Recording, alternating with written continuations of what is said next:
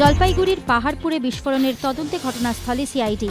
আজ দুপুর 12:10 নাগাদ জলপাইগুড়ির পুলিশ সুপারের সঙ্গে সিআইডির প্রতিনিধি দলের সদস্যরা বিস্ফোরণ স্থলে যান। এর আগে আজ সকালে ঘটনাস্থলে গিয়ে সেখান থেকে নমুনা সংগ্রহ করে বম্ব স্কোয়াড। বিস্ফোরণে এখনও পর্যন্ত 5 জনের মৃত্যু হয়েছে, আহত আরও 9। তাদের মধ্যে কয়েকজনের অবস্থা আশঙ্কাজনক। বিস্ফোরণের পর জলপাইগুড়ি জেলা জুড়ে লাল সতর্কতা জারি করা হয়েছে। আজ দুপুরে ঘটনাস্থলে যাচ্ছেন উত্তরবঙ্গ উন্নয়ন মন্ত্রী গৌতম দেব। এদিকে এই ঘটনায় ইতিমধ্যেই আইজি উত্তরবঙ্গের কাছে রিপোর্ট তলব করেছেন আইজি আইন শৃঙ্খলা অনুজ শর্মা।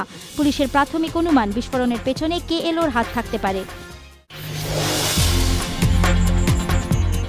অনাত্মীয়ের শরীর থেকে কিডনি প্রতিস্থাপন হয় একমাত্র এই রাজ্যেই, কিন্তু সেক্ষেত্রে রয়েছে পাচার চক্রের আশঙ্কা। সেই কিডনি পাচার চক্রের দৌরাত্মে রাশ টানতে এবার ব্রেন ডেথকে হাতিয়ার করছে রাজ্য। রাজ্যের সরকারি ও বেসরকারি হাসপাতালগুলিতে এবার আবশ্যিক হচ্ছে ব্রেন ডেথ ঘোষণা। জানুয়ারি থেকে পরীক্ষামূলকভাবে ব্রেন ডেথ ঘোষণা শুরু হবে এসএসকেএম এবং আরজি কর হাসপাতালে। ব্রেন ডেথ হলে শরীরের অন্যান্য অঙ্গ প্রত্যঙ্গ অনেক সময় সচল থাকে, সেক্ষেত্রে ওই ব্যক্তির অঙ্গ অন্যের জীবন বাঁচাতে পারে। চিকিৎসকদের বক্তব্য, অনাত্মীয়ের শরীর থেকে কিডনি প্রতিস্থাপন করলে দুই ব্যক্তিকেই সারা জীবন অনেক সমস্যার সম্মুখীন হতে হয়। তবে ব্রেন ডেথ হওয়া কোনো ব্যক্তির শরীর থেকে কিডনি প্রতিস্থাপিত করলে সেক্ষেত্রে এক পক্ষের কোনো সমস্যা থাকবে না। যদিও এক্ষেত্রে যে মানুষের সচেতনতা বৃদ্ধির বিশেষ প্রয়োজন তাও মানছেন চিকিৎসকেরা।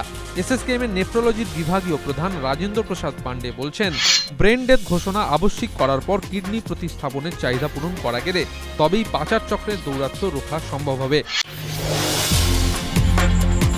সম্প্রতি কলকাতা রাস্তা সারানো নিয়ে যাদবপুর বিশ্ববিদ্যালয় এবং বেসুর বিশেষজ্ঞদের পরামর্শ চায় কলকাতা পুরসভা, কিন্তু বিশেষজ্ঞদের তরফে কোনো উত্তর আসার আগেই সেন্ট্রাল অ্যাভিনিউ মেরামতির কাজ শুরু করে দিল পুর কর্তৃপক্ষ। পুরসভা সূত্রে খবর, মেট্রো রেলপথ তৈরির সময় খননের জেরে রাস্তা উঁচু নিচু হয়ে যায়। সেন্ট্রাল অ্যাভিনিউতেও সেই ঘটনাই ঘটেছে, ফলে রাস্তা ভাঙাচোরা না হলেও গাড়ি যাতায়াতে যথেষ্ট সমস্যা হচ্ছে।